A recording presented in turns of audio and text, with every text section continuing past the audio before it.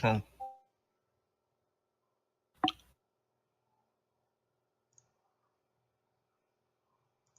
All right, we are live here on day 3 of the scouting grounds for RPL, where the free agents have come together to try and get noticed by teams still looking to fill out their rosters. I am Toe Knuckles. With me is Panther, former members of TLP, joining the scouting desk tonight to bring this game to you. We have Team Infernal on the blue side, Team Ocean on the red side, and draft has been completed. Just waiting for the spectator delay to get into game. How are you doing tonight, Panther? I'm doing great. I'm looking forward to this game. We've got some spicy picks coming out. We have a Ornn top lane, Nidalee jungle, and then a really interesting matchup mid with Syndra and Taliyah. Right. Now, we were doing some scouting of these players Interesting before matchup mid. The draft went down, and got to peek into some of their best performing champions as the draft was going on. And I did notice one thing that sticks out to me is Dots getting his hands on his very comfortable Jhin pick. How do you think that's going to affect this matchup? I don't know. I agree with you. It's really surprising that you see 3 ADC bans coming out from the Ocean team and none of them on Jhin. It's a little bit disrespectful to Dots. It's really surprising that you see the question is really going to be, can he take that advantage and press it in lane? If he does not punish the Kalista in lane, I think the advantage late game is going to go to the Kalista, although that Taliyah with her worked ground is going to make it hard for the Kalista while she's jumping around. So there's a lot of interesting stuff going on here, but the bot lane really could decide this game. Who's the better ADC? We've got 2 platinums going up down there, and it's going to be one to watch. Now, another thing that I like to kind of look at as we head into this game is the styles of the teams that were drafted. And one thing I'm noticing is Team Infernal over on our blue side kind of doesn't have a huge front line. They do have the Braum and I guess Jax whenever he has his ultimate, but it's nothing compared to the Ornn and the J4 on the side of Team Ocean. So I think the interesting dynamic going into this game is going to be, can they execute a split push / pick comp, or will Team Ocean force them to team fight and group around objectives, and which team will really dominate their will? Heading into that, which side do you think has the advantage as far as it is easier to force your opponent into your game style? I think a lot of it's going to come down to the mid lane and the top lane matchup. If the Taliyah gets on a roll and can use her ult, get across the map, put some pressure, then they're going to have a successful time. If the Jax can get on that Ornn, get a huge lead, and once Jax gets ahead, he's a split pushing monster. They can't afford to group and force objectives while the Jax is just taking towers top lane, taking dragons by himself, doing it as what split push Jax does. With that being said, Edge mid lane is up against Prosit, who is a very good Syndra player, a platinum player, and he's a bronze player himself. So I really think that's the critical matchup. Can Taliyah use that? Like, her kid is made for her to roam across the map, force picks. Can she get ahead, stop the Prosit from snowballing, get across the map, and apply that pressure? I agree. Another thing that its Edge has working for him is he has its Daki coming out of the jungle on that Nidalee pick, a very strong early game jungler, and in the hands of a skilled player can apply a lot of pressure around the map early. And so I think I agree with your analysis of the onus for Team Infernal is to get the top half of the map rolling. You got Dots on a comfort champion, and he should be able to take care of himself in the bot lane. And it'll be interesting to see how Team Infernal goes about playing this one out. I do want to ask your opinion on the 2 support picks, where a coin meta has been something that we've just recently come out of, and we have 2 contrasting styles between the Rakan, who is generally a coin champion, and Dragon Slayer Braum with that beautiful skin, going with the Targons And what is your opinion as far as which of those two supports will bring more to their team? Well, so I really like the Braum pick in this game. I would be concerned about it in a lot of times because if you get a Braum down in the bot lane against a champion that likes to poke a lot, it can be a long day for you. But the fact that they had already shown the Callista on the other side, so you know you're not normally going to play a Callista with a support like a Morgana or a Karma because they don't really want to be thrown into the enemy team. You're normally playing that with someone that's going to be diving the enemy team anyways. And in that case, the Braum's great because when they're getting thrown into you, put your passive on them, use your ult, stun that person, and just kill them while they're out of position. So I really like the Braum pick. I was kind of questioning the Alistar ban at the beginning of the game, but then you get the Callista pick, and at that point, you're probably kind of glad you banned the Alistar because you definitely don't want a big old cow being thrown in the middle of your team and knocking everybody up and just causing havoc the way that he does. Exactly. And with a team where you are kind of lacking on your damage absorption, aka your frontliners and tanks, you really don't want to give them another beefy member to throw in there and disrupt things to go alongside the Jarvan and the Ornn. The Rakan's already going to probably cause a lot of chaos himself, just with the natural talents and abilities in his kit. He does quite a good job of helping his team fight control enemies and dictate the pace and flow of the fight, but I think the Alistar pick, as you mentioned, would just make things incredibly difficult for Team Infernal over here on the blue side. We do have a pause as we join the game. One of the players did not connect, and we just want to make sure everyone gets into game at the same time. Instead of starting 5v4 and getting any sort of deep invade advantages or anything like that. I want both teams to start out on fair ground. We do get a sneak peek at some of the item choices coming in. As I said earlier, we got the coin on the Rakan and the Tarragons on the Braum. Syndra, fairly standard start. J4. I know some people opt for the 3 pots instead of the refillable. What are your thoughts on that as a jungler? Which one do you tend to favor more often? I almost all the time like to go refillable potion when I'm out of the jungle, except for maybe on Warwick. The 3 pots really helps you on those junglers that have a weak clear, but I think the extra value you get out of the refillable potion the whole game. Oh, and it we looks got like two teams running into each other. First blood to the Jhin. Passive. There we go to the Jhin. 30 seconds until minions spawn. So we were. Oh, go ahead. That is why right there we wanted to go ahead and pause right out of the gates to make sure both teams had equal opportunity to find each other in the river, and we got some explosive first blood action at level 1. And so we talked about that Jhin pick, and already coming through, hitting that 4th shot, and at level 1, that's all you need is that 4th shot after the Braun applied his passive, and quick first blood over to Dots, and we'll see how he translates that into an advantage in lane. Now, tell me, have you gotten your hands on Ornn yet? Have you gotten a chance to play him? I've messed around a little bit with them. I'm really excited to see the Ornn. Crow was actually a support main, and looking at his match history, he played quite a bit of Ornn support, so I'm interested to see how he can take that and transition it to the top lane. But I think Jax is going to be a really tough matchup for Ornn. Likewise, I have gotten a few games in on Ornn myself. I do like the corrupting pot start just because I do think his mana costs are high. But we will see if the harassment that he takes justifies the Doran Shield start.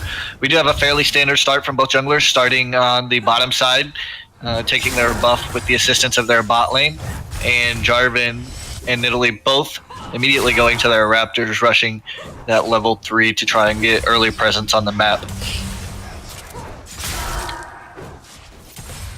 So right now in the bot lane, it looks like we're fairly even. The Callista is shoving the Jhin, and so that'll be an interesting thing to watch. Jhin has a really hard time farming under tower because of the way his auto attacks work.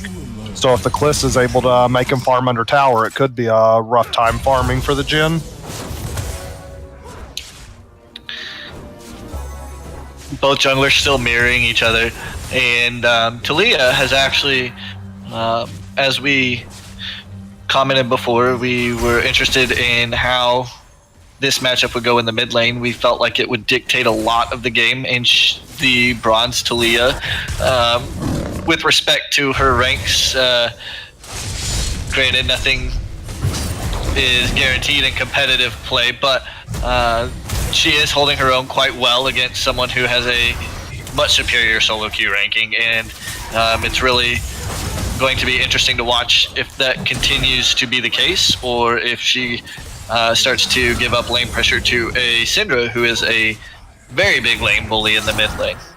Yeah, and I kind of have to wonder what Nidalee was doing there. She was up in Jarvan's jungle and kind of engaged on the Jarvan while the Syndra is able to come and provide support. She gets there a little bit earlier than the Talia, and Nidalee has to blow flash to get out of it.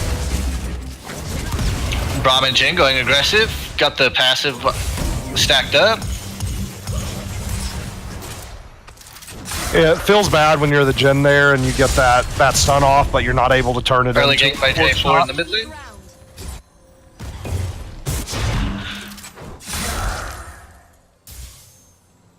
Looks like Talia did blow flash. She still has that ghost for mobility to help dodge out of ganks.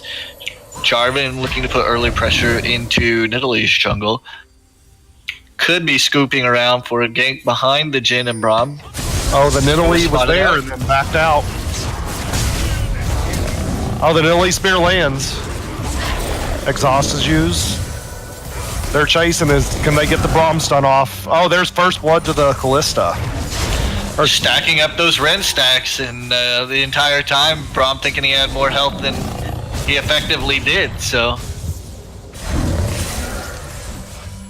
That kill right there will even up the actual first blood that Jhin got early in the game, and we also see Callisto with the small CS advantage right now.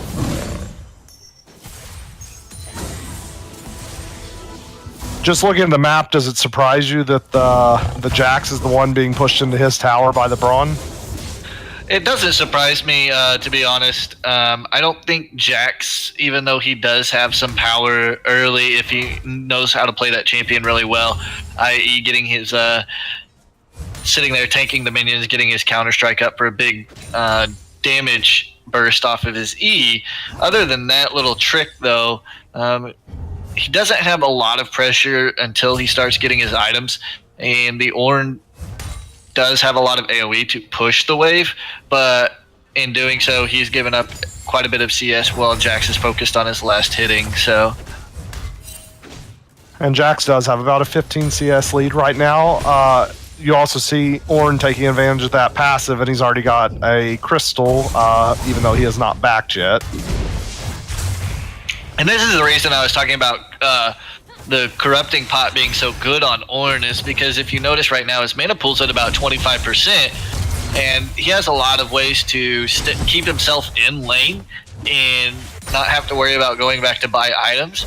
But the only thing that really hurts him is the sustain on his health pool and his mana, and that's where I think the Doran shield start that I mentioned earlier kind of hurts him, and I think the corrupting could have been a better choice, but we'll see how it plays out. He's right now managing to stay even in levels, stay relevant in the lane. Jax going aggro on the Ornn there. I like what he did. He went into the bush and was getting ready to back, but seeing Ornn staying there trying to hold that huge wave out of tower range, he decided to jump in on him and make Ornn fight inside that tower and got a really good trade-off. And we see in the bottom lane here, the Braum's going aggressive again, but again, just lets Kalissa stack up those Ren stacks and not really putting her under a whole lot of kill pressure. And she just says, thank you very much, and takes a second kill. The Nidalee takes the blast clone right into J4. Syndra's following. She misses her stun. Can she get in range to ult? The Talia shows up to help. Jarvan cannot flag and drag across the ground from Talia. And Talia provides enough support to get the Nidalee out. Hold on, we have Syndra coming through, looking to ult. Oh, and then use her ult. And this is the problem we were talking about earlier with the Jhin. Kalista, with the Braum there, was able to shove that entire wave into tower. And the Jhin, just not having much luck farming, falls now almost 10 CS behind. Talia having to pop Ghost to get away.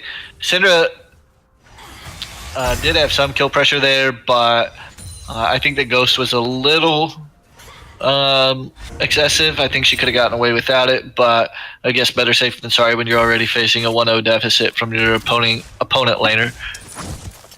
Syndra's backing right now. When she gets back to lane, she's going to have a ton of pressure. She's got a 20 CS lead, and that kill that she just picked up on the Nidalee, if they don't do something in a hurry to shut her down, she's going to be able to one-shot anybody in the game with her ultimate.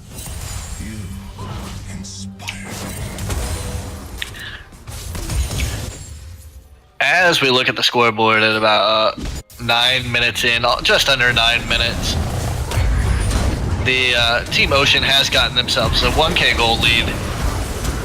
And we do have action in the bot lane. Kalista gets another kill. Braum's trying to block it up with Unbreakable. Here comes the J4 from behind. Dot's just trying to put out as much damage while he's trapped.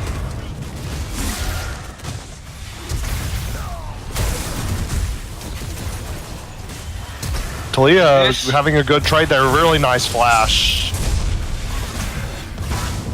This is one of the unfortunate things about having a pick and split push comp is when you get in those skirmishes right there, it's not, your win condition in those skirmishes aren't quite as straightforward as they are for a team like Ocean's drafted, where you just let your frontliners frontline and fight front to back. But we see that after that series of events, the 1k gold lead has ballooned up to a 3k gold lead in just 1 minute's time, with the score of 7-1 for Team Ocean, and they also took the Cloud Drake to help them move around the map a little bit better. We have Ornn going in on Jax. Good trade. Can he hit him with the redirected ult? He knocks him up, he flashes in. Oh, Jax with the stun, and he gets the kill. Ornn maybe a little too confident in his damage, not respecting the Jax stun underneath the tower.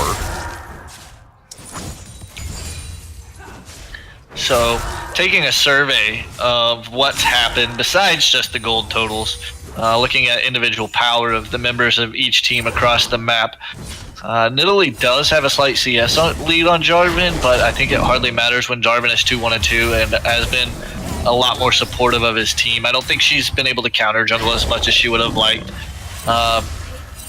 That mid lane matchup that we talked about, its Edge did a good job in the early game, but once Syndra got that first kill, she's kind of started snowballing, and it could be a dangerous game for its Edge for here on out. And just as I said that he gets chunked to 25% HP by one combo from Syndra, the one shining hope for Team Infernal is the Jax in the top lane. His CS lead has shrunk a little bit, but he is now 1-0-1. He is a Jax with a CS lead, and he will have to... Oh, as I'm speaking, Syndra all-ins finishes off the chunk damage that she had put on Talia earlier, and we have a skirmish in the bot lane. I tell you what, these two teams smell blood and go after it. Oh, Jhin with the flash and the fourth shot, and he gets the shutdown on Kalista. While mid lane, the Talia getting killed by the Syndra is going to allow J4 and Syndra to group up and try to get that first tower blood. Bot lane's going to shove in and see if they can match it, but Jhin is not the best tower taker. And there goes first blood tower to Team Ocean. So right now, if I am Nidalee and I am Talia, I think I have to give up my own lane, and I have to make a sacrifice and get our Jax snowballing even harder. I think that is Team Infernal's one way to really get back in this game, and their best chance at getting a win today. In this first game, at least. I'm not. The Talia saw them walking up to her, and I just don't know if she thought she had more support than she did or not. But when she's trying to roam, that's not the type of fight you want. We see the Ornn ult coming in again. Jax re-engaging. If he can get the stun off, he may be able to get the kill here. But they back out after the trade.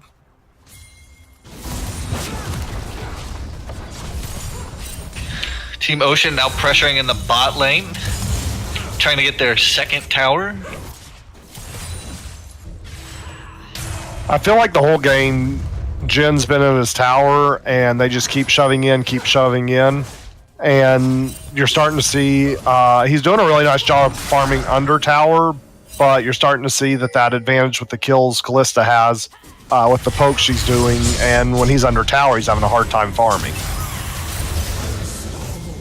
That Cinder snowball is getting bigger and bigger. It's starting to turn into an avalanche. Oh, Jax with a nice roam down to the bot.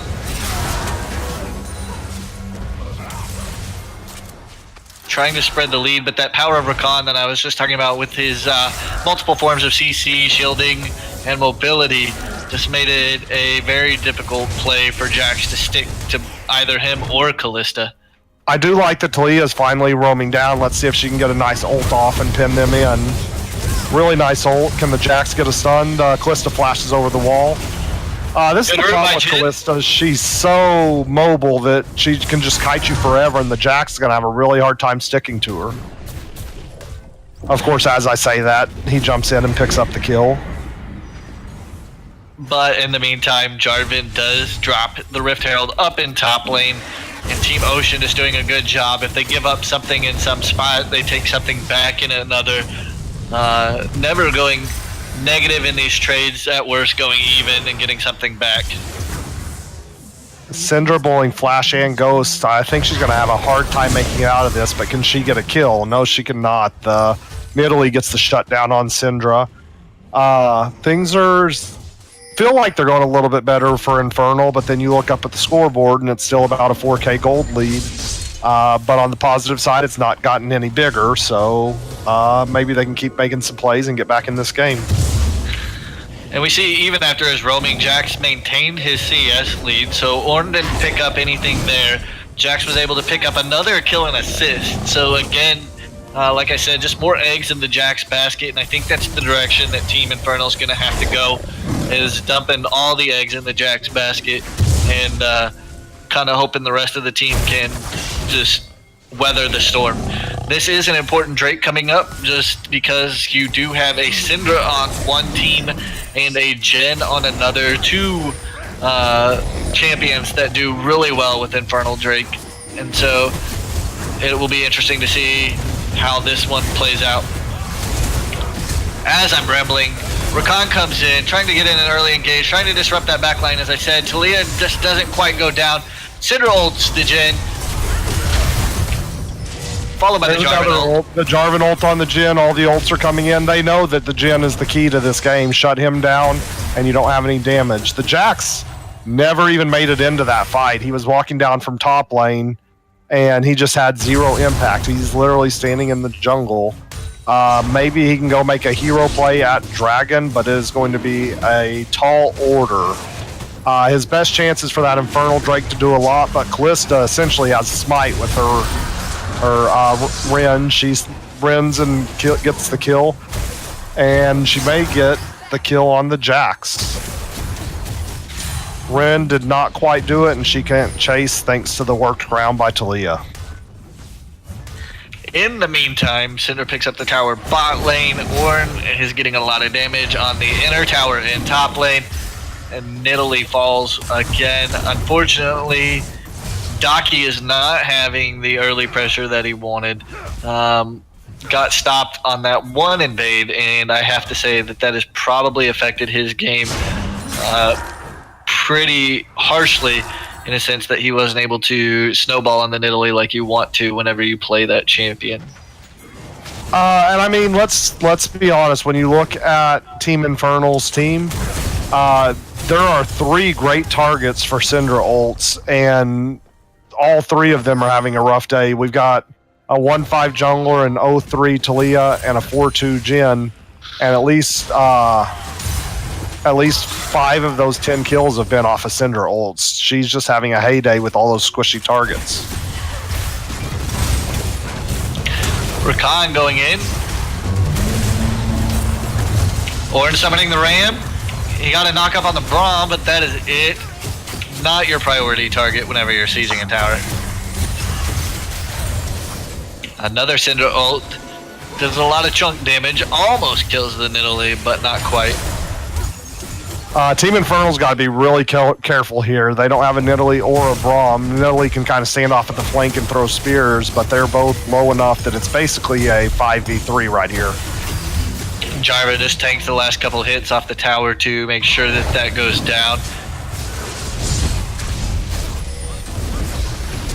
Oh, Nidalee with a nice dash out of the Jarvan ult. And Braum with a 4-man ult. Syndra stuck. But here comes Kalista. She's about to clean up. Full health. We might see a pentakill here. Little optimistic. Kalista doesn't have quite that much damage yet. She had the triple kill. If they had both ran the same direction, it was possible, but they split. She was a little indecisive and had to settle for the triple kill. I would definitely expect that we will see a Kalista ban in game 2 because I feel like she has been dominant this game. Yeah, when you let Dots have his best champion and then you just take the Kalista and say, your best versus my Kalista, let's see how this plays out, and you are able to shut down their best, arguably their best player on his best champion, it really makes a statement heading into the next game. So, but looking back at that I'm sorry, I am tongue-tied right now. Looking back at that last team fight, I actually thought Team Infernal played it really well. They got a lot of picks early, got a lot of damage, hit CC on multiple targets. And I think it was just, unfortunately, the gold lead and the Infernal Drake that kind of was able to turn the tide in that fight. The Syndra got really low, got out on the slivers of HP. And again, it's just that gold lead that they had amassed in the early game. I think part of it is the gold lead, and part of it is even though Braum had a great 4-man ult, the person you really need to hit in that ult is Kalista, and she just did a really nice job hanging back, waiting till everybody had blown their CC and their abilities, and then came in and engaged and just basically cleaned up the fight. Syndra flashes away, scared of that Jin's damage. He is starting to get fairly strong at this moment.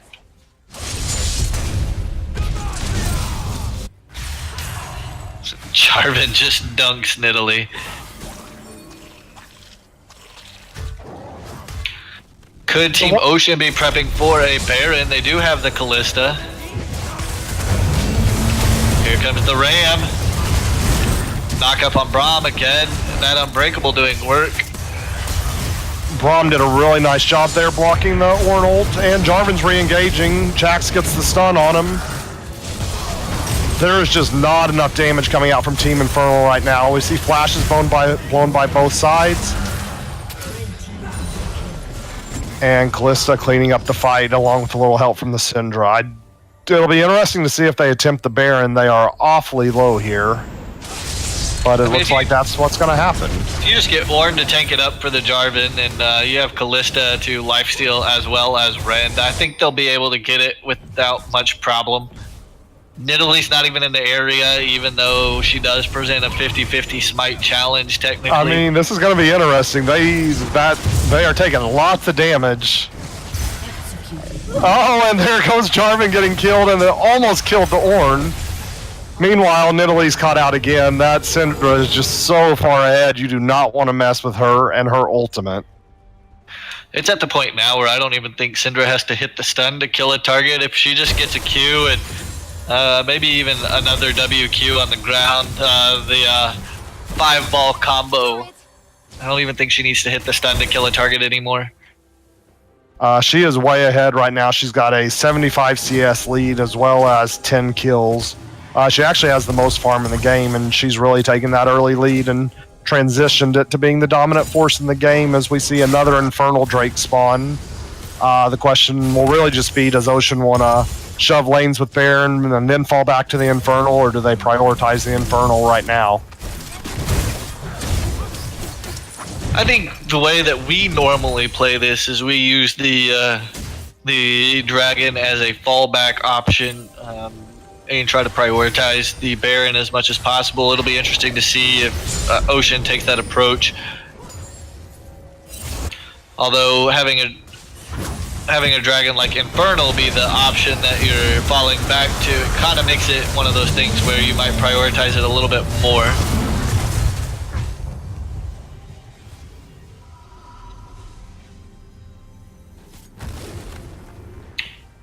Infernal Docky right there trying to make a play, jumping over the wall and smiting the Infernal Drake, but it was already gone by the time she got over. It's just so hard when the Callista Rend actually does more damage than a smite. You don't have a whole lot of a chance to steal it, and he paid his life for it. I think Infernal might have been better off using that time to push out minion wave so that it took Baron longer to get to their base. We see Rakan and Callista sieging up mid here against 5 members of Infernal. They're going to look to force a fight, but the Rakan is so mobile that they're just going to have a hard time catching him. Right now, it looks like we have the...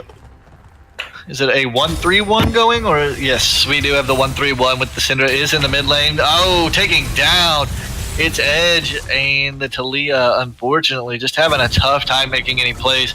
That range disparity between Taliyah and Syndra is a tough one. And then... Oh, wow. With one stun, did 80% of Nidalee's health, and then he finishes them off with the Q. When you only have to hit half your skill shots to kill a champion, you're in a pretty good place in the game. Right, and so what we see Syndra hit the Q stun combo on Taliyah and completely kill her, then do everything but kill the Jhin with her ult before walking over and 2-hit combo on the Nidalee, killing the Nidalee. The Syndra is just completely taken over this game. In the meantime, we got to finally see that Callista Rakan ult combo that we talked about in the pre-game. And it takes out 2 members of Team Infernal.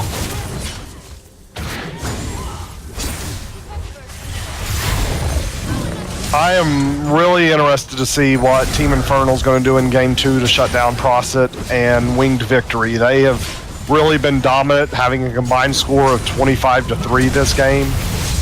They have really put Team Ocean on their back and carried them.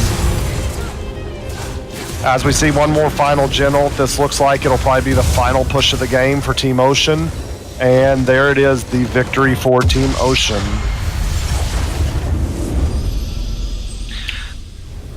Very solid game from Team Ocean as they as we look to go to the stats and see what is going on. Again, as we said, the combined 26, 3, and 16 from Proset and Winged Victory. When you only have 2 damage dealers, it is important that they step up, and Proset and Winged Victory did so in a big way, making the double frontline and utility support work out heavily in their favor, and that team fight comp that they drafted for themselves looked very good. And so at this point, we're going to send you over to Rookter and Django at the analyst desk, and they're going to break it down for us. Alrighty, good job on game 1, Tono Panther. We're here in the endgame screen looking at the extremely one-sided Team Ocean versus Team Infernal match. Rookter, what do you want to talk about first? Because there's definitely a lot to go over.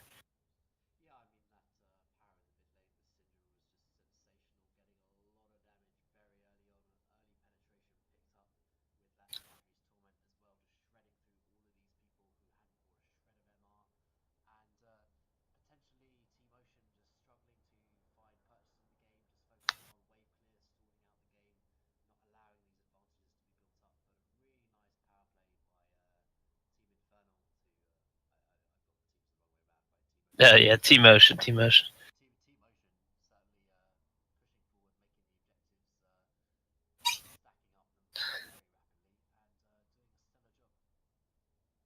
Quite good. I can't say I really liked the team composition coming out of Team Infernal. Not that it wasn't, not that it didn't have its power, but I felt like it was way too difficult to. It was too difficult, honestly, to pull off.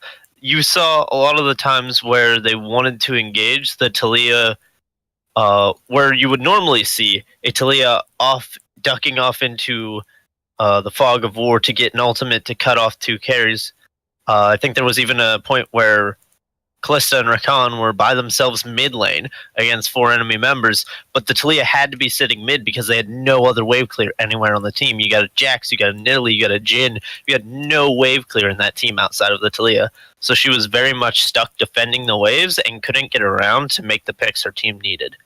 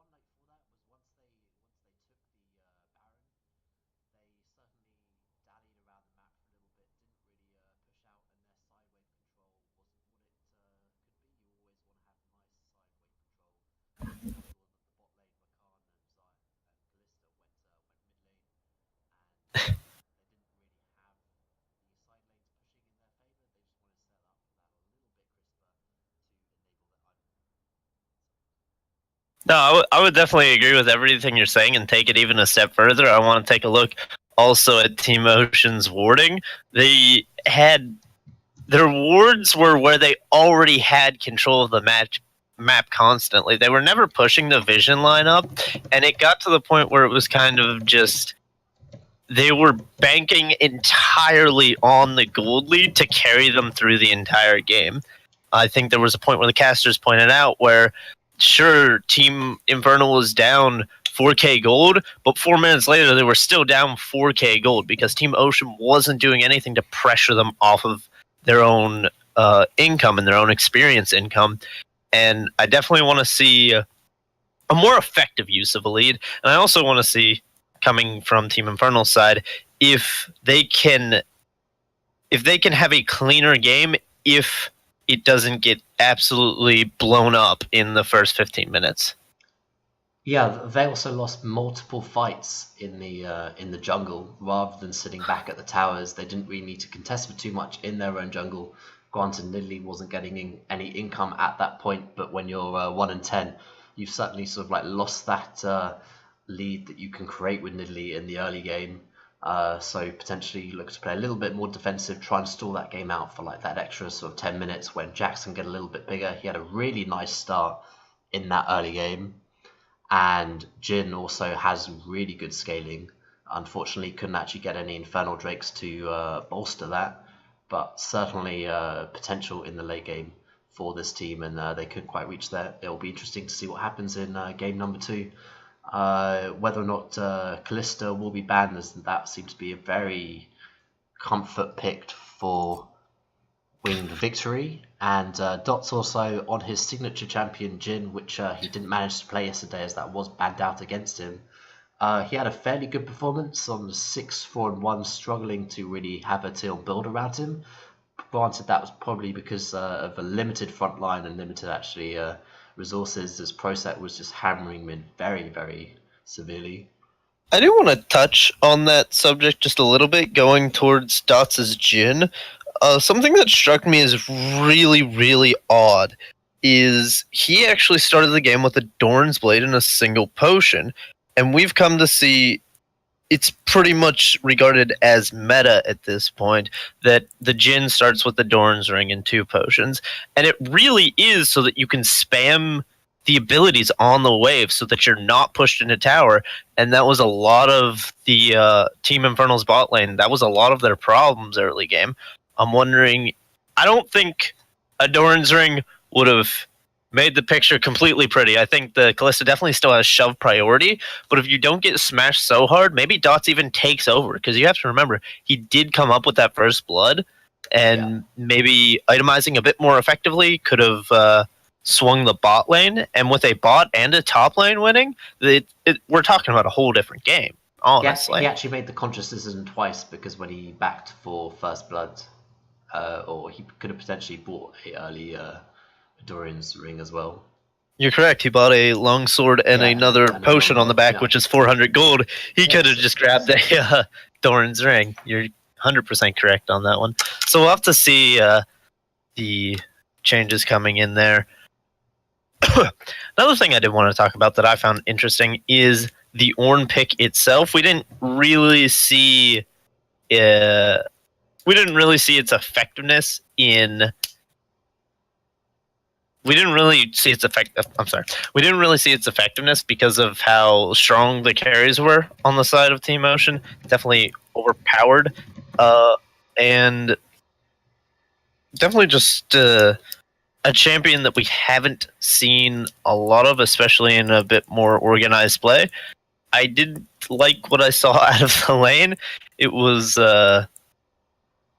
really odd for me to just see this Ornn being able to build items in lane and then still losing lane to a champion who's not really known for his incredible lane dominance. So, do you have anything on that champion? Any insight? Played more with it? Because I have not seen I have seen like maybe 2-3 games of it. Well, as was what was highlighted in the cast was that he doesn't actually really have any mana regeneration. So even though he can stay in lane for a long time, he can't actually sustain up with mana, so he had resource issues actually trying to push out the waves, have lane control, and when you only actually buy health, it doesn't actually buy combat stats, where he can use it for damaging the Jax.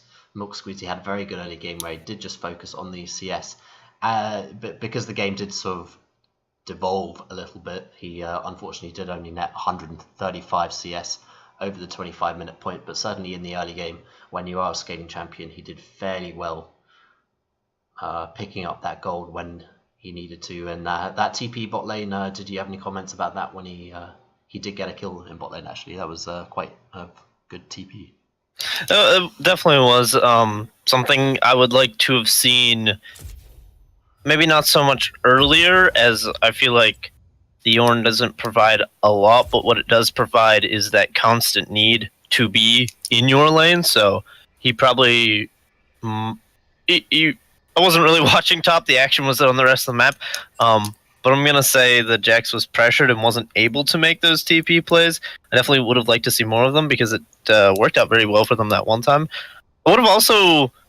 I would also like to touch on the Braum, because at first, when I saw the Braum in this team composition, I'm like, wait, this is so smart. You can block the Cinder Stun, and you can block there was that other big thing Unleash that it could power. block. You could block the Unleash Power, you could block the Cinder Stun, and you can block the Ornn ultimate with it. I'm like, that's so amazing. Yeah, and then I looked at it in game, and it's like, he can't block everything. No. It was extremely hard for him to block every single skill, and with no other tank, like, I don't think Jax got to the point of the game where he was building tank items, so with no other tank on the team, he was very much put out to dry and wasn't able to use that Unbreakable on any of the priority abilities. Yeah, so, I mean, especially when you're behind and you're on a support income, I mean, you just can't frontline like you want to. I mean, even Alistair, you've got to use that ultimate about Unbreakable to have that damage mitigation, whereas Braum doesn't have that. He's more about supporting the enemy, the his allies and shielding them up, preventing that damage. And yeah, she just wasn't ahead enough to be able to do that, unfortunately. Yeah, so I think what we really want to see coming into game 2, at least in picks and bans, let's talk picks and bans first. What I want to see is maybe a Callista ban, maybe a Syndra ban, maybe you can play around with your bans, I think, here. But what I really want to see is a team fight composition. I want a composition that is easier to pilot, you know? I don't think going for all this. Go. Exactly. Hey man, I want to see this milk squeezy Tryndamere split push again. That was. Oh yes, yes, another Tryndamere game. I don't think that'll happen though. I'm hoping that its edge can provide a bit more of a buffer in mid lane as pro set. Certainly, I feel that maybe banning the Syndra won't answer all of the problems. I feel that pro set's pool is fairly large, and he could fall back on other champions. Very true. That's why it was kind of where you could a lot of play bans around. of ADC, and surprising that they didn't actually ban Jhin, considering Dot's sort of mains that champion. Also, Kalista was up, Kog'Maw was available, so some good picks in the bot lane were still around. We are now going back into the drafting phase, so I think we will hand you back over to the casters of Toe Knuckles and Panther to give you the overlay of the draft. Thank you very much, guys. Great analysis in between games. It pointed out a lot of what went down, pointing out a lot of the individual plays that kind of helped Team Ocean win that last game. We are, as they alluded to, back into our draft. And there is the Syndra ban that we were expecting to come out. What else would you like to see from picks and bans there, Panther?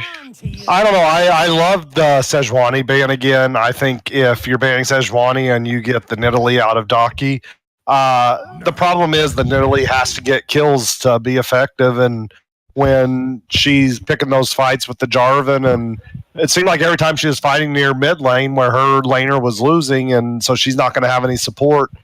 I don't know. I'll be interested to see if Daki goes with that Nidalee pick again with the Sejuani band. Now, are we going to see a Callista ban right here, since that was the other champion that seemed to give fits to Team Infernal? I don't know. I think you probably leave the Callista open. They did not prioritize the Callista last time she went in the second set, and I think you can always ban that the second go around. But I think it would also be valid to ban it. Did they ban Talon last game? They did ban Talon last game. I don't know if that was a panic pick or if that's just something where you don't want ProSet to have another snowbally type champion to assert his will the way he did last game. The thing I really want to see out of Team Infernal, and maybe that Talon ban kind of goes to that, is I feel like they need to put Edge on a safer champ that can farm wave clear and doesn't need to hit a billion skill shots. What are some champs that you think would be that type of champ as a mid laner? Well, as a mid lane main, Ziggs comes to mind. He's a very safe champion, can just stand back. Even if you have to give up some farm, he's always going to be effective with his satchel charge if your team can start to get to the point where they're taking towers. Another really good champion for that description of being safe and just trying to provide utility is Orianna. However, the Orianna is a lot riskier because it is dependent upon being practiced on it, looking for those ultimates and getting clutch ultimates, even if they don't do a lot of damage, just kind of disrupting the fight. And so if you aren't hitting your ultimates and you fall behind on Orianna, it is a very weak champion. So we see the Lee Sin pick coming out of the jungle, and I really have to say I don't know that I'm a fan of it. It's essentially the same type champ of Nidalee. You've got to gank early, you've got to have successful ganks, and you've got to put that pressure on the map. And if you can't do that, you basically do nothing for your team late game. The one thing that Lee Sin does bring that a Nidalee doesn't is he can at least offer a little bit of appeal. And there's the Ziggs that I was talking about. But we are going to see it swapped over to Alessandra. I heard that I didn't get to see the games yesterday, but I heard that its Edge did have a very solid performance on the Lissandra yesterday. It will be interesting to see if he can follow that up again for the second day in a row. But back to what I was saying, the Lee Sin does at least provide peel for the backliners. If he does get behind with his ultimate, kind of gives him a chance to catch their breath and create separation when kiting backwards if things aren't going your way. And then on the other side, we do see a Tristana Jaina picked up for the bot lane, which I can tell you is something I hate playing against. It is a long-range champion with a lot of mobility and the peel of all peel type supports in a Jaina. And we see the Ornn ban coming out. I'm a little surprised by that pick. I feel like Darius would be very good into an Ornn, and so maybe they just want to see what else Crow has top lane, challenge him to bust something out. I do like the LeBlanc ban, as that's a champ that once they get snowballing is very hard to handle.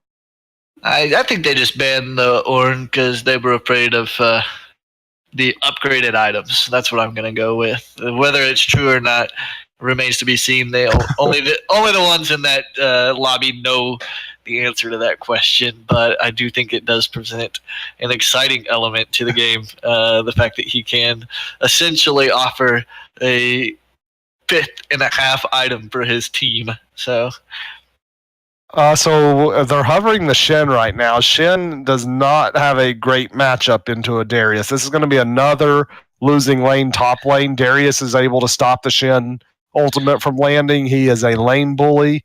And Pixel God busting out the Taliyah, going to try to show Edge how it's done on the Taliyah. I think that's going to Proset. But yeah, I get what you're saying. Proset saying, here, let me show you how to play that champion that you just tried to play against me. And hopefully Edge will be able to fight back a little bit more with his Lissandra. They do have a very all-in comp over on Team Infernal, and I do have to say, back to what Django was saying on the analyst desk, he hoped that Team Infernal would draft a composition that would be a little bit easier to pilot, and Rookter followed that up by commentating green means go, and very much so does Team Infernal have a green means go type of composition. It will be interesting to see. They are going to make Jaina's life rough as long as they kind of stagger their go and don't all go in at once and then get disrupted by the monsoon. I think they can cause a lot of disruption for Team Ocean. It's going to be really interesting to see. We definitely have a very all-in comp. You've got the Lissandra ulting the back line, the Leona ulting in, hopefully holding them long enough for the Darius to get in there. The Lee Sin kick can be very disruptive. But on the other hand, we have the Jaina, Shin, Jarvan making it hard to get on that Tristana and providing lots of peel. So it's going to be we're going to see once again who can execute their team comp better. Very much so. The other factor in their all-in is when you all-in a Taliyah, you kind of play into her game because you got to go over her AoE in order to get to her, and so you're kind of like in danger of eating a whole bunch of damage the entire time you're trying to get to her, on top of having to worry about working through the Jarvan ultimate, working through the Jaina ultimate.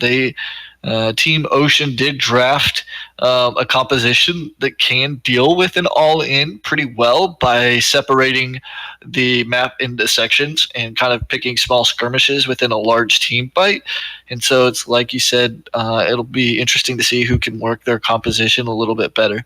They also do have a full global ultimate in a Shin ult and a semi-global ultimate in the Taliyah ultimate, to kind of play around the map in the early stages of the game, and that could influence which team gets to dictate their will as we head into the mid and late game. I really feel like, just looking at the teams we have here, I feel like the top lane is clearly in favor of Team Infernal. I think the Darius is going to have the advantage on the Shin. I think Prosit has shown he's going to be very tough to handle mid lane, and you have to give the edge to the mid lane to Taliyah there. What about the bottom lane? If that's the lane that's going to decide the game, who do you give the edge to here? I think it slightly favors the Lucian and the Leona since the change to the Leona passive where you does more damage when you proc it, but you have to do it on a faster pace. Lucian is the perfect AD carry to pair with that because of the fact that his double up can proc an E and then a Q right at the same time. If they do it in quick succession, granted, the double up could also he could eat the entire double up, proccing only one of those, but and it will be a little bit tougher considering that this is a proving grounds and not an organized team. But I definitely like Leona and Lucian for lane phase, but I have to give the edge to Tristana and Janna for the entirety of the game once they get out of lane phase. So it'll be interesting to see if Leona and Lucian can kind of build a lead and give themselves an advantage heading into mid game. And it depends upon how far Tristana has to fight back, so to speak, or if she does at all. If everything plays out according to theories and champion strengths. So I think that is definitely a highlighted matchup for this match, as well as which jungler can again influence the map for his team in a positive way. Daki is on a champion that has a little bit more skirmishing power, isn't so dependent on one ability like he was with Nidalee and landing that first spear. If he does miss his Sonic Wave, he does have other follow-up options. But we did see Moose Cadet roam around the map and do very well, assisting his team in the early game on the J4. And it should be fair to expect the same in this game.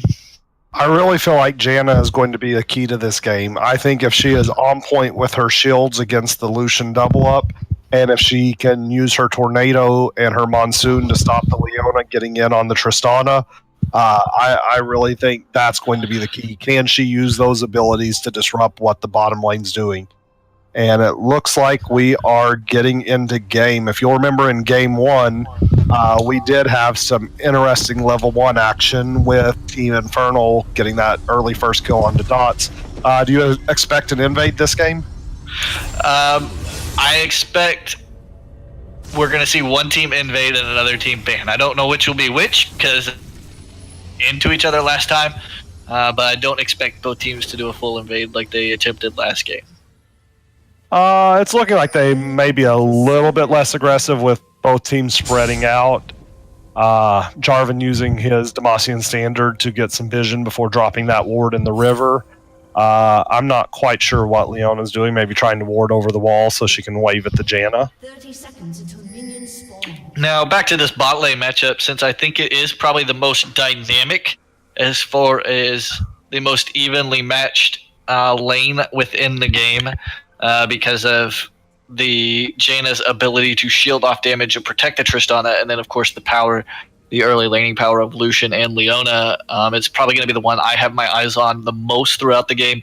As a player on Team Infernal, as one of the bot laners, my focus would actually be to go on to the Janna. She's a very squishy champion herself, and if Leona can CC her, Janna doesn't offer that utility that you hope to get out. That being said, as a Janna player, she's probably going to make herself, Pixel's probably going to make himself very hard to get a hold of within the lane. So I think Infernal really needs to try to rush level 2 and get on the Janna before she started shield, so you have to get on her before she has her Tornado. Otherwise, if she's good with her timing, she can just stop the Leona from ever getting to her.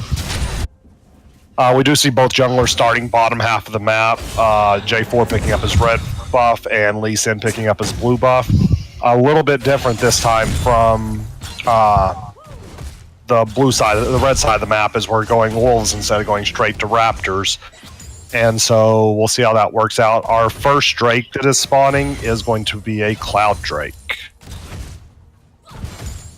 Right here in the bottom lane, we do see both teams just farming it up. the Darius is not going aggro on the Shin right now. He is not level 2 yet, and the Shin is 2. Once he hits 2, I would expect to see some action happening top lane. The Tristana is not doing as good of a job shoving the lane as she was last game. Part of that is being able to stack up all those spears and then rend all at once. Tristana does have some AoE with her passive from killing her E passive from killing the minions. Lee Sin in top lane looking for the gank. Darius engages. Shin with a nice shadow dash out, and the Lee Sin going under tower. He will take a turret shot, but they got some really good damage in on the Shin. J4 is roaming up river for the counter gate. At the time, there was no threat of the Lee Sin dying under. Put a lot of pressure on the Shen and really help his Darius snowball that lane, but it could affect him now as we see Jarvan counter jungling. The Lee Sin did have to use his dash to get over the wall while the J4 is kind of caught out. Can they collapse on the Jarvan and give him trouble? Here comes the Darius. Demacian standard should be just about back up. Lee Sin is very low. I'm not sure if they want this fight, although Darius does get good trade in. Darius at this level is just so tough with the heal. Lee Sin going in, getting some good damage on the Jarvan who has to flash out. At the same time, Leona Lucian in the bot lane going aggressive and able to really... And we have first blood in the top lane. Lee Sin chase down that Jarvan.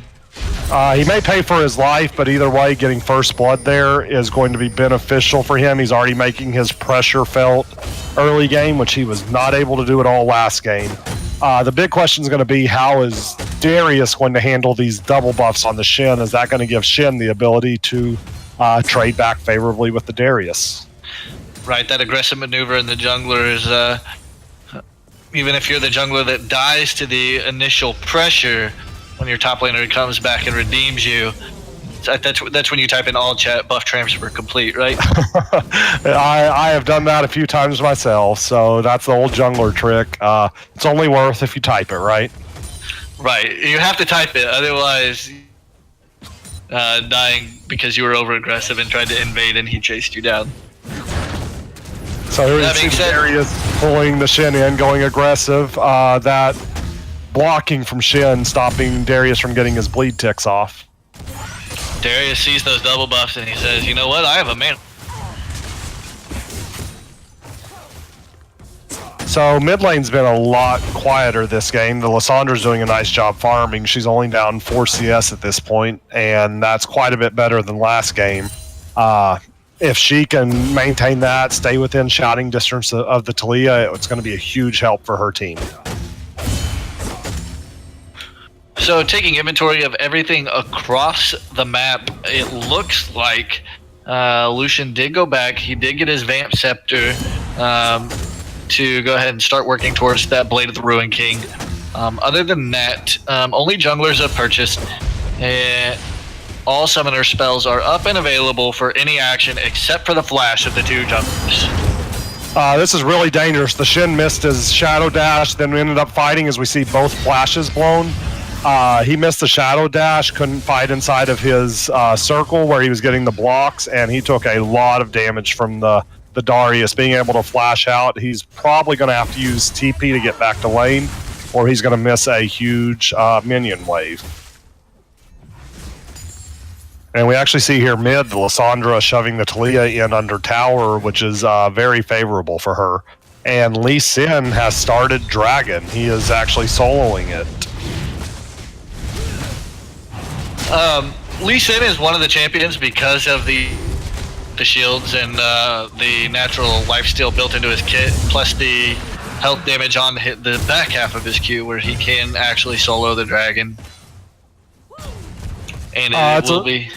It's a little unfortunate for him, though, that it was only a Cloud Drake. You know, they would have much preferred that to have been an Infernal that the Lee Sin was able to steal right there early in the game. Even an Ocean Drake at this stage in the game, I find to be really... It does help at times, not necessarily completely swing matchups, but it does just give you a nice buffer if you happen to take a bad trade or something like that in lane. And so at this point, everyone on the map other than bot lane bot lane and junglers are level 6, but the important part of that is both Talia and Shin now have their ults. So it will be interesting to see if they were able to use that pressure on other parts of the map as we see the Lissandra roaming down the river. And they do not see her, they do not have the ward, and she's coming in behind for the counter gank. Leona missing her dash. The Lissandra locks. Here comes the Shin ult in as the exhaust is blown. Shin lands and does not hit his dash. The Lissandra ults herself. And it looks like both sides are going to walk away with a couple of exhausts and a Shin ult blown. Now, the one thing I was noticing and taking a look at during all of that is it's quite unfortunate that its Edge took Ghost as a Lissandra. That's a comfort choice, I get that. But on a mage like Lissandra, where you have a lot of fighting and skirmishing presence, I do like to take Teleport. We do see the all-in from Team Ocean here. Here goes under the tower. The nice stun from Leona, and the tower aggro is switched off by the Janna ult. That was really close. One more tower shot might have done Tristana in. But as I was saying, I do like to see Teleport on some of these team fight, all-in type mages. I take it on Kassadin when I play him in the mid lane. I like it on champion like Lissandra and a few others that you can have more of a presence around the map and help your side lanes, but not necessarily built into the kit like a TF or something like that. I do like to take Teleport, and I do think the Ghost is kind of maybe a comfort choice for him. Yeah, and also you have to kind of look at your lane matchup, so you're not getting somebody that you're really needing to cleanse abilities from. So that's not really an option, but you are against somebody who has a lot of global pressure with their ultimate. And so taking that teleport allows you to either follow Talia roam, or if you follow a roam by walking, then it allows you to get back to lane and put pressure on lane and do some of those things later in the game. That being said, we're harping on its Edge for his summoner choice, but he actually did a really shoving out the lane there and being the first one from the mid lane to roam when he's in a matchup against Talia. And unfortunately, they weren't quite able to capitalize off his roam. They did catch Winged Victory going pretty aggressive in the bot lane, and it just didn't quite line up because of that Shin ultimate kind of offering extra protection. But it is nice to see him creating pressure this game and getting some of the initiative. And so as we get back in game, we see J4 with the blue buff handoff to Talia. We'll see if she's able to use that effectively, as its Edge is actually doing a really nice job this game, staying in touch CS-wise with the Talia. Darius, as expected, is shoving the Shin into tower, has about a 10 CS lead. Although the Shin is getting some nice trade backs, he does not want to fight in that huge minion wave. Shin gonna narrow the CS deficit right here to an amount that's actually somewhat surprising for this matchup to me, considering Shin did already. I think Shin could have kept going on that. I do, but he decides to back off and just farm the minion wave, and it's really surprising to me to see that the Shin is only down about one wave's worth of CS whenever he did have to ult to the bot lane. I think that Darius is having a hard time. He's going in and using all of his spells and abilities while the Shin is blocking, and he's not getting any of those damage stacks on, which is making it really hard. As we see the J4 coming in bottom, they drop the pink ward as he was seen out. Lee Sin is here for the counter gank, and I do not believe they know that he is here. I think he got in that bush without being seen. Maybe not. They are pinging him. The flash ult. Great J4 ult traps 3 of them in, and the Lucian dies, and they are going onto the Tristana. The Janna ult saves the Tristana, heals him up, and the Tristana is trying to get the triple kill. There goes the triple kill onto Tristana. That right there, folks, is why Janna is so good right now. They go all in on her, throws a tornado up, knocks them all out, walks out, stands out of the fight throwing shields until she needs to walk in, use her ult, and heals everyone up. And like last game, Wing Victory gets off to an early start due to a 3v3 skirmish in the bot lane. And they also were able to pick up first tower blood off that, which is going to be even more gold onto Winged Victory. Right now, they have a 3k gold lead for Team Ocean, and almost all of that 3k gold is on the Tristana. Tristana just has more raw power right now with the makings of an Infinity Edge, whereas Lucian is rushing the port. Lucian wants small skirmishes and then backing off to heal it back up, whereas Tristana is very okay with an all-in as long as she's not getting locked down and CC'd by the Leona. See, that fight right there kind of shows what's going wrong for the Darius right now. The Shin is dashing in, he wins the trade, and then once all of his abilities were down and the Darius started winning, he didn't pursue it. He just let the Shin walk out, get his abilities back up, and then the Shin's able to dash back in and go ahead and get the kill. Although earlier in the game, to his credit, Milk Squeezy DC, and I have to wonder if he is having lag issues that's kind of making a difference in some of those little minor mechanical misplays that is helping Crow win the lane. But to his credit, you do have to give Crow all the credit in the world. He's 2-0-1 into a matchup that he should not win the lane against, and he's playing more for the team. So right, and so we see the Lee Sin hanging out in the blue side jungle, which is not something you want to be doing when your team is behind. He gets collapsed on, and we see another kill going over to Team Blue, and then they transition that into a Rift Herald. I would expect them to bring that Rift Herald mid, drop it down, and see if they can get that mid turret to open up the map some.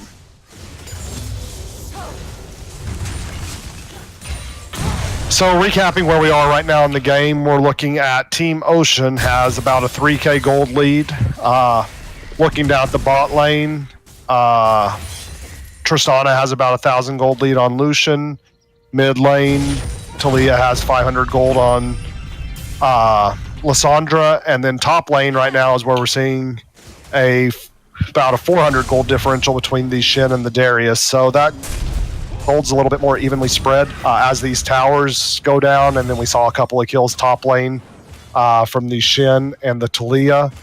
And this right here is where last game Team Ocean had about a 4k lead 15 minutes in, and then they didn't do anything to press their advantage. the Tristana jumps away from her Janna, but it doesn't matter whenever you have See the Shin ult coming in. The Tristana rocket jumps out. Oh, and she fails her jump, but that is actually bad news for the Lee Sin, who dashed to a ward right in front of the Tristana and falls to the Shin. And we see the Rift Herald being dropped mid by J4. This is likely going to be mid tower going down. We have the Lissandra defending with the Leona as the Darius makes his way down, but as you can see, the explosive shot from Tristana took it down in a hurry. Oh, that was a great combo there by the Shin and the J4. The Shin taunt into the J4 flag and drag, and the Darius just had zero chance to do anything. I am really impressed considering that they are a fairly new team. They've only been playing together for a couple of days.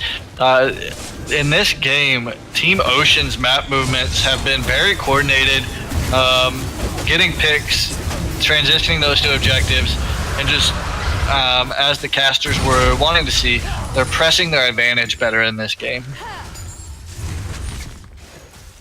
I once again want to point out how well Edge is doing on Lissandra this game. I'd really like him to see him bust out this Lissandra more. After having a very rough game against that Syndra last game, he's actually the shining point for his team right now. He's even in CS. He has no deaths, and he is really the only one on his team who is even in their lane right now.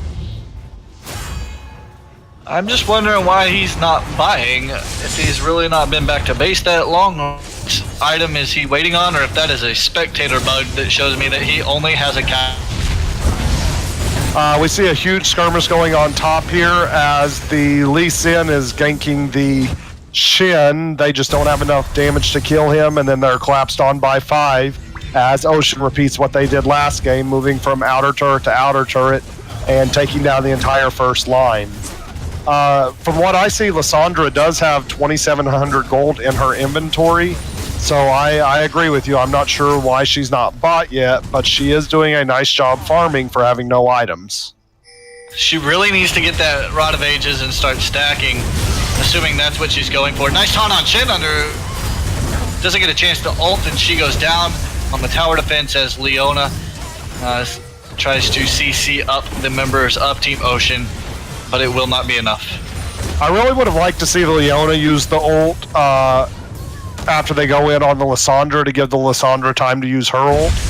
If she can ult one of them under tower or even herself and just slow them, then you might get a kill there. Lee Sin continuing to pick fights despite his team being behind. This was my concern with the Lee Sin. It's very similar to the Nidalee, and it's a champion that wants to fight, it wants to be aggressive, and when your team is behind, that's not what you want to be doing, and so he's really not bringing a whole lot to the team right now. We see Tristana's great power at taking turrets as Team Ocean is looking to take down the first inhibitor.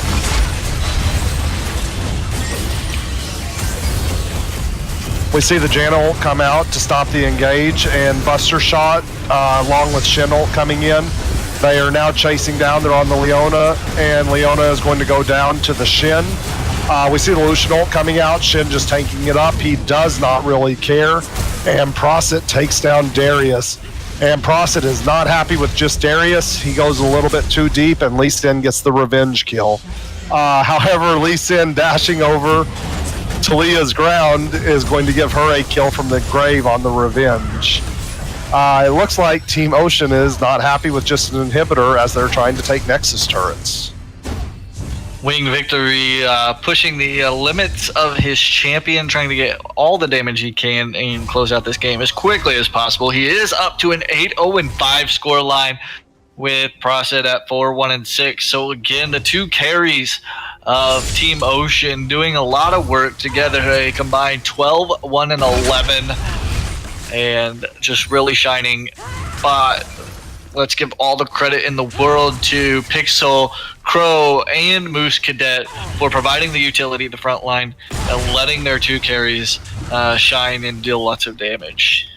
The Jarvan has been huge. His ults have really been on point, and he is getting Team Infernal 2 or 3 of them every time stuck in his ult, and that allows Wing Mercury to just sit back there as a Tristana. Throw her explosive shot down, shoot him, Buster Shot, start getting those resets. And when you can get that first kill on Tristana and get those resets, that's when she becomes really dangerous. There's the tornado to stop the 1v1 80 carry bot lane, and Wing Victory says, you can go die over there, I don't have time for this. I mean, while you may be 30 CS ahead, that is a rough 1v1 when your opponent has 9 kills to your 0. We also see Leona getting caught out, and as you said, Janna with the nice tornado stopping the Leona engage, and that's going to lead to a Baron for Team Ocean unless the Lee Sin can make a hero play, and he does not even appear to be responding to it. Meanwhile, it's Edge securing the smite, trying to create pressure in the bot lane, trying to get something back for Team Infernal as they know they have to give up that Baron. He finally did turn the Catalyst into the Rod of Ages I was expecting, and at the time I did see he picked up Sword Shoes and a Cloth Armor all at the same time. So I'm kind of confused as to why it took him so long to make those purchases. It's a little unfortunate to see. He may have had more of an impact in some of those fights as Rod Vages probably would have been close to, if not fully stacked at this point. And it's just unfortunate that he's not going to be able to make the type of impact now because of the snowballing done by Team Ocean. I've been really impressed. Team Ocean did a lot better job this time of transitioning that 4K gold lead, and as I pointed out 5 minutes ago, they've now turned that 4K gold lead into a 12K gold lead. As we see the Tristana going in on Lysandra, finishing her off with the explosive shot, getting the reset, going right back to the tower, and she is just having her way right now. You really need some armor coming out from everybody on your team, and I just don't know what you do right now. You don't want a team fight, but you can't just let them take your base either. It's a really tough situation for Team Infernal here. We see the Talia ult just to Zona, make sure they get the safe inhibitor take, and Team Infernal's backs are kind of against the wall right now. If they're going to come back in this game, it is going to require some really crisp layering of CC on top of both the Tristana and the Talia in order to do that. So it will really be on Edge and Gavinicus to try and help swing their team back into this game. The one knock on Lysandra, she does not have a lot of wave clears. Lysandra goes in and ults, but there is no follow-up from the team. The Leona is knocked up by the Janna Tornado and then pushed out by Monsoon. And we see Tristana getting the resets, getting several kills. The ult on Shin ult onto the Tristana. Tristana with the triple kill, the quadra kill before suiciding into the tower. The Lucian is going to make it out alive, and this looks like it will be the end of Game 2 and our series. What are your final thoughts before we send it to the analyst desk? Wing Victory coming out, showing his stuff, wanting to get on a team, not score good damage in both games, but finishing it off in style with a quadra kill, trying to get the penta, but unfortunately Lucian was not cooperating with that. Team Ocean did a very good job in the early game of both games during laning phase, just building advantages for their team.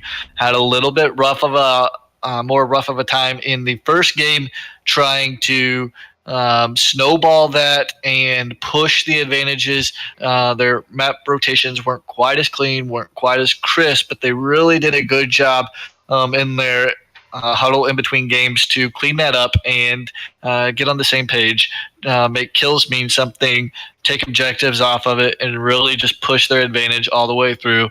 As we see at the end of the game, it's a 25-4 kill score, 11 towers to 0. The only thing that Team Infernal was able to pick up this game was the lone Cloud Drake that Lee Sin soloed at the very early stages of the game, and Team Ocean just showed dominance all the way through. Awesome. Thanks, Toe Knuckles. Someone give Winged Victory a job. Thanks for listening to us, guys. We're going to send it over to the analyst desk. That was Toe Knuckles on the color casting and Panther shoutcasting for you, and we'll see you again next time. Thank you, Panther. Thank you, Toe Knuckles. So we might have slightly angered Ocean by telling them they weren't playing cleanly enough. That was a 23-minute victory. It doesn't get a whole lot cleaner than that. A really well-played game out of them. Yeah, very representative of what they can accomplish. Really nice play by Dari early, actually getting that early dragon with nice pressure from bot lane with that Lucian and Leona. They really did need to capitalize on that early game. They couldn't quite stick onto either Tristana or Janna. Very slippery lane, lots of shielding, and as soon as they got past that sort of early lane phase, Tristana picked up a couple of kills and just skyrocketed through the game. Early Ardent Sensor as well, pick up for the Janna. So really nice scaling out of the bot lane and just forcing things through. You felt like maybe Infernal could have turned it around sort of around that sort of 14-15 minute mark. Just unfortunately got caught out in the mid and lost 2 towers and a Drake because of it. Yeah, there was a very longer than I expected point in the early game where I thought Infernal was just going to say, all right, we do have early game, but early game doesn't necessarily mean first 10 minutes.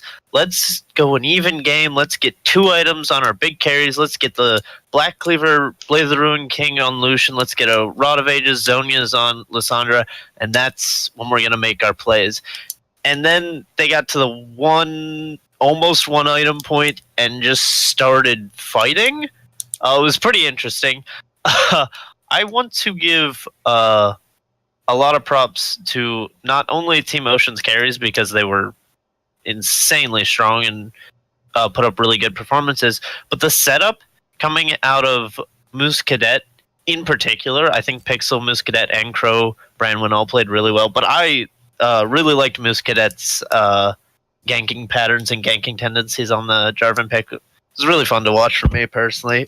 Who stood out to you in the series? I think you hit the nail on the head with Moose Cadet. He's certainly good kill participation of 21 out of 25 kills. Fairly paramount set in the map, has some really nice cataclysms as well. I feel that Crow getting those double buffs early on in the game really managed to shut down the rather oppressive Darius laning phase. Stood up well to him, took the early trades. Maybe could have been a little bit more aggressive on Darius at times, and potentially Darius could have been a little bit more aggressive. There's sort of slightly passive lane in terms of actually that sort of like cutthroat ending of a fight. They could have potentially capitalized on mistakes that the other one made. Its Edge did better in this second game, actually harnessing a bit more CS, but then not spending it on the items. We mentioned the fact that Rod of Ages got built up fairly late on into the game, didn't really stack up as he needed to, only had 3 stacks at that 20-minute mark, where you want it sort of capped at that sort of 20 to 22-minute mark is ideal time for that if you're rushing that item. Proset again, stallion job on the Talia, sort of showing that he can play the champion better than the other person who picked it previously against him. So that was a bit of a show off. Maybe his champ pool is quite vast and potentially difficult to ban out as well. Proset's ults on Talia were like, I don't think I would call him like a Talia god, Talia main, oh my god, look at all these plays. But he was always positioning in the right place, not to deal damage necessarily all the time, but to cut off the enemy's retreat so that all of his teammates could deal damage. And I mean, as someone who he dealt the damage. He did deal damage. He did deal damage, definitely. But as someone who has tried to play Talia personally, I dabble a little bit. Her positioning is quite hard, and Proset definitely gave me a few pointers that game. It was a very good performance out of him. Yeah, you kind of got the sense when the Lee Sin got caught out in the mid lane after the 2 top laners sort of like brought it out, and then the pick off in Lucian, that there was a bit of a communication breakdown on the side of Infernal. Also some trinkets sort of got picked up very late in the day. You see you got Leona at the end loading screen still with the water totem. Obviously a mistake on that front. Everyone actually, you got obviously green smite on that ward jumping Lee Sin, like he wants to be picking up that red smite, try and deny that vision in their jungle so they can stop the advance that didn't really happen. And yeah, there's one part of multiple ways. They just needed to stall the game out a little bit longer. Yeah, if there's one thing we want to talk about for both of these teams, it's definitely the warding. Warding as a team too. We're not pointing towards the supports whatsoever. But definitely not a whole lot of control around objectives in terms of vision or pressure. More relying on gold leads and team fighting to pull them through. So a little bit unorganized, maybe not a lot of shot calling going on in these scouting ground events. But we're here to watch a bunch of free agents show off their talent and show what they've got. So wing to victory and Proset definitely showing us their talent and what they got. Well, also that early rush of Odd Sensor as well proved that having that on a hyper carry like Tristana, when she had that eye edge and a Zeal item, even at that point was murdering people with the auto attacks. Oh yeah, when you get the Ardent Sensor built up quick enough, it's even slightly more effective than the old Ardent Sensor because the old Ardent Sensor worked off of a leveling system. So an early pickup onto extremely fed carry was definitely the way to go. Really nice job, but that's going to be it for us. This has been day 3 of Scouting Grounds. Hopefully we'll see you all tomorrow. I've been Django Ultimus. My co-analyst has been Rookter. We had Toe Knuckles and Panther on the casting today, and we'll see you all later. Have a wonderful day.